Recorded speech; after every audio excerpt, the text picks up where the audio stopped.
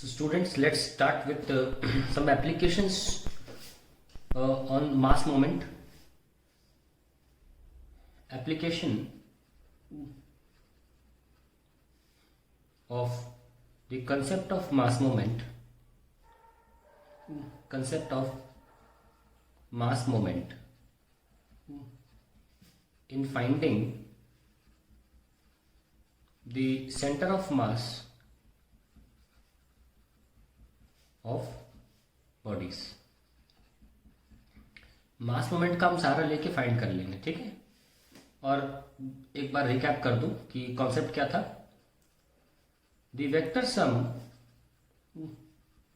Of mass moment of all particles in system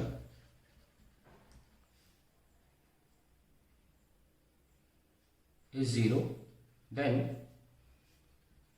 the point about which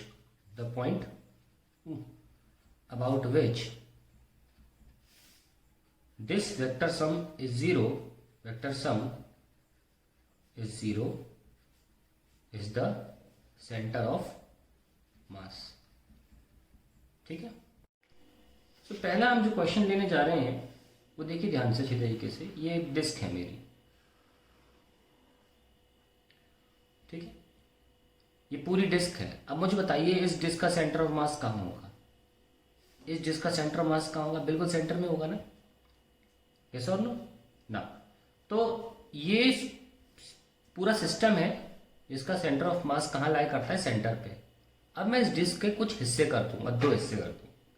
मैं क्या करूंगा, इस डिस्क, ध्यान रखना, ये हमारी पूरे सिस्टम का सेंटर ऑफ मास है. सिस्टम कौन सा सिस्टम का, जो भी पार्ट्स इस डिस्क को बना रहे हैं उनका सेंटर ऑफ मास है ये. तो अब जब मैं इस डिस्क के हिस्से करूंगा तो उन हिस्सों के मास मोमेंट कहां से लिए जाएंगे, यहां से. क्योंकि डेफिनेशन के अकॉर्डिंग मास मोमेंट कहां से लिया जाता है, रेफरेंस पॉइंट से. और रेफरेंस पॉइंट क्या होता है, खुद सेंटर ऑफ मास. क्या डेफिनेशन थी सेंटर ऑफ मास की. Center of mass is that point about which the sum of the mass moment is 0. कैसा लो.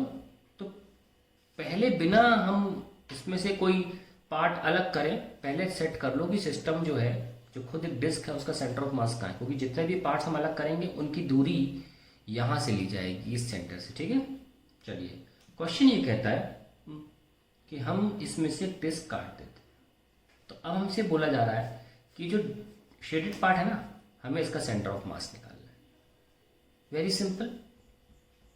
इस डिस्क को जरा बाहर निकाल लो. मान लो यहाँ रखा हुआ है डिस्क को, ये काट के यहाँ रख दी.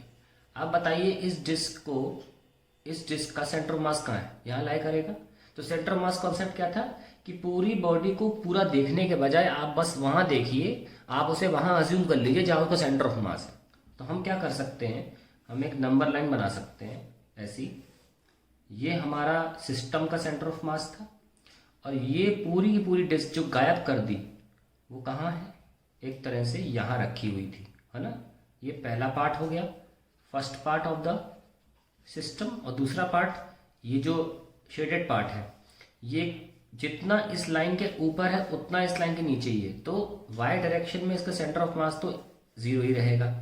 लेकिन एक्स एक्सिस में क्योंकि इधर थोड़ा बल्जिंग है ना, इधर की तरफ थोड़ा बल्जिंग है, तो इस शेडेड पार्ट का सेंटर ऑफ मास यहाँ कहीं लाई कर सकता है, which we are asked to find out.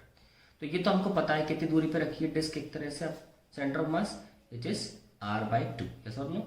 और ये जो पार्ट है ये कितनी दूरी पे रखा है, let's call it x. Okay. Now will apply the concept of mass moment. क्या, इसका मास मान लो m1 है. यस और नो. और यहाँ देख रहे हैं ना r/2 i cap, vector sum है, प्लस इसका मास ले लो बड़े पोर्शन का m2. दूरी क्या है, x. और लेफ्ट साइड है, हमेशा रेफरेंस पॉइंट से लेते हैं, तो लेफ्ट साइड है तो क्या होगा, -i cap equals to 0. That's it. खत्म क्वेश्चन. x आ गया, i तो हट जाएगा. So will have m1 r/2 is equals to m2 x. Yes or no? So we have m1 by m2 into r/2 and that is the final answer. We know that it is on the left side. ठीक है. तो अब हम m1/m2 बस निकालना चाहते हैं। कैसे निकालें? पूरी डिस्क का रेडियस मान लीजिए r दे रखा था, तो ये आधा तो r/2 है। तो डिस्क है तो कैसे करेंगे? पाई आर स्क्वायर का मास अगर m है, ओके, पूरी डिस्क का मास अगर m है तो पाई r/2, क्योंकि इस डिस्क का रेडियस तो r/2 है ना, यूनिटरी मेथड से निकाल रहा हूँ मैं, का मास कितना होगा? m/πr² इंटू πr²/4, ये cancel, so we have m/4। ये आ गया m1, तो ऑब्वियसली m2 क्या होगा? पूरे में से माइनस कर दो, 3m/4। Let's keep it here, m/4 into 3m/4 into r/2, that is x, cancel 4 cancel, so x आ गया r/6। और हमको पता है लेफ्ट साइड का, हमें पहले से पता है। तो ये तरीका है सॉल्व करने का इसको। अब इसको आप प्रैक्टिस में ले आएंगे तो तुरंत तुरंत हमें लगेगा, ठीक है, इसलिए मैं एक और एग्जांपल करा रहा हूँ।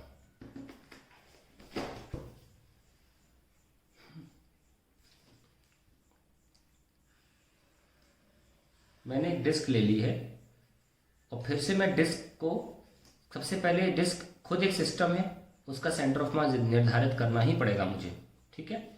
अब मैं क्या कर रहा हूँ, ये r/2 है, तो ये पूरा r है और r/2 की दूरी पर सेंटर बनाती हुई एक डिस्क मैं काट लेता हूँ, ये निकाल के बाहर रख देता हूँ मैं, ठीक है। तो अब जो रिमेनिंग पोर्शन है मुझे उसका सेंटर ऑफ मास निकालना होगा। यस और नो? सबसे पहले तो मैं इस डिस्क का जो डायमीटर सवाल में गिवन है वो है r/3, ऐसा गिवन है सवाल में, ठीक है। क्वेश्चन नंबर 2 इलस्ट्रेशन है कि डिस्क जो काटी गई उसका जो डायमीटर है वो r/3 है। तो r/2 की दूरी पर एक r/3 के डायमीटर की डिस्क काट के बाहर निकाल दी, तो जो पोर्शन बच गया उसका सेंटर ऑफ मास चाहिए। 1 सेकंड में आंसर आ जाएगा। कैसे करना है? कुछ नहीं करना है। ये पूरी डिस्क कहाँ अज्यूम की जा सकती है? r/2 पे रखी हुई अज्यूम की जा सकती है। ये लीजिए, रख दी, r/2 पे अज्यूम करके रख दी। और ये जो बचा हुआ पोर्शन है इसका सेंटर ऑफ मास कहीं यहाँ पे लाया करेगा, यस और नो? उसको हमने x ले लिया, खत्म क्वेश्चन। m1 r/2,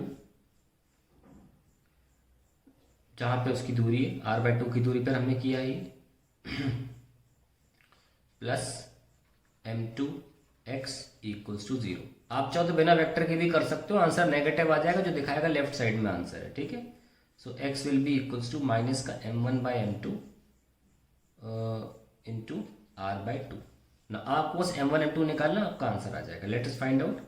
पाई आर स्क्वायर का मास कितना है? m, तो पाई r/6 है ना, क्योंकि r/3 रेडियस लिया है तो r/6 क्या हो गया इसका, सॉरी r/3 डायमीटर लिया है तो r/6 हो गया रेडियस।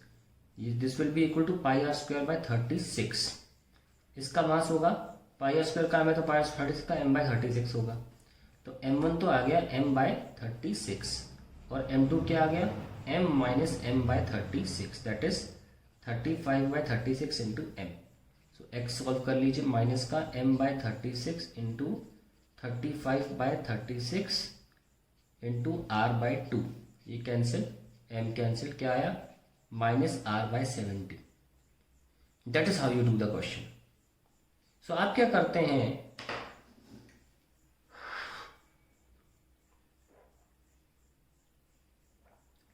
इस तरीके के क्वेश्चंस में आप पहले, सबसे पहले कॉन्सेप्ट को सोचो, 2-3 बार कर लोगे, बहुत मिनटों में सवाल सॉल्व हो जाएगा ये। अभी समझो, पहले मैं कॉन्सेप्ट के यूज कर रहा हूं। पूरा सिस्टम डिस्क है, पहले तो उसका सेंटर ऑफ मास देख लो है कहाँ, क्योंकि हमें जो भी हम काट के बाहर रख रहे हैं या जो बच रहा है उसके अपने अपने सेंटर ऑफ मासेस की दूरी यहां से ली जाएगी, ठीक है, रेफरेंस पॉइंट से, तभी तो हमें उस बचे हुए पोर्शन का सेंटर ऑफ मास मिलेगा। कंसेप्ट ये है कि इस पूरी डिस्क को अज्यूम करने के बजाय हम इसे एक पॉइंट पे रखा हुआ अज्यूम कर सकते हैं, that is the centre of mass concept. पूरी डिस्क क्यों रखूं? ये पूरी डिस्क अगर इस अपने सेंटर ऑफ मास पे रखी होगी जो कि r/2 की दूरी पर है, बात तो एक ही है। स्टार्टिंग में तो ये बताया था कि चाहे बहुत सारे पार्टिकल्स हों, जैसे ये डिस्क जो है बहुत सारे पार्टिकल से बनी है, लेकिन एक तरह से कहाँ माने जा सकते हैं सारे पार्टिकल्स? फॉर सिंपल एनालिसिस अपने सेंटर ऑफ मास पे। सिमिलरली ये जो डिस्क बची हुई थी जिसमें होल हो रखा है वो भी बहुत सारे पार्टिकल से बनी हुई है, लेकिन ये कहाँ अज्यूम की जा सकती है? किसी एक पॉइंट पे। फिर वो जब वो अज्यूम कर ली तो ये सोचिए, ये जो पॉइंट है ना, यहाँ पे डिस्क ही रखी हुई है, ऐसा नो। लेकिन प्रॉब्लम क्या होती है कि अगर आप पूरी डिस्क देखोगे तो आप सोचोगे कि इस पॉइंट से डिस्क की दूरी क्या है, ये भी दूरी है, ये भी दूरी है, ये भी दूरी है, ये भी दूरी है, ये भी दूरी है। ऐसे कौन सोचता है यार? नहीं।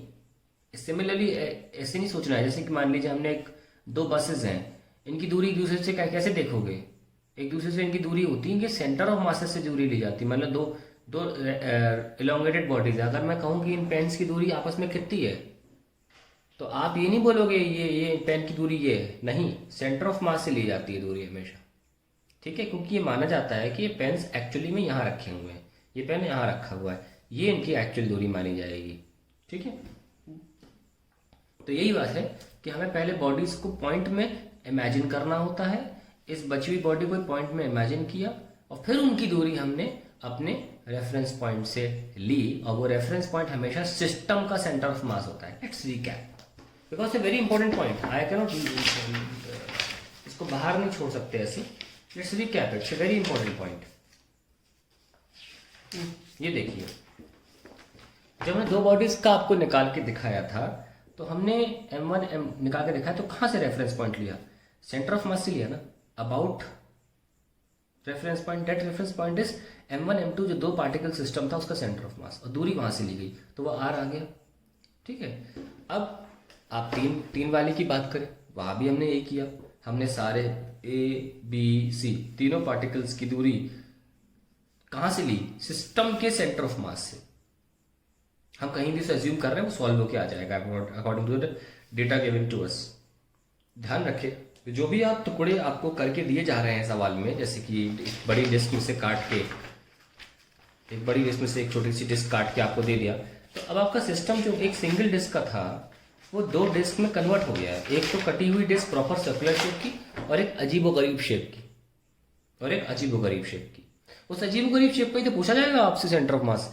एक्चुअल का क्या पूछेंगे? वो तो पता ही है, सर्कल है वो, तो उसके सेंटर ऑफ मास सेंटर पे ही होगा। अजीबोगरीब का मास जो सेंटर ऑफ मास होगा वो कहाँ, वो पूछा जा रहा है आपसे। तो ध्यान रखें इस तरीके के सवालों को कैसे किया मैंने। ठीक है, अब जैसे कि आगे बढ़ते हैं,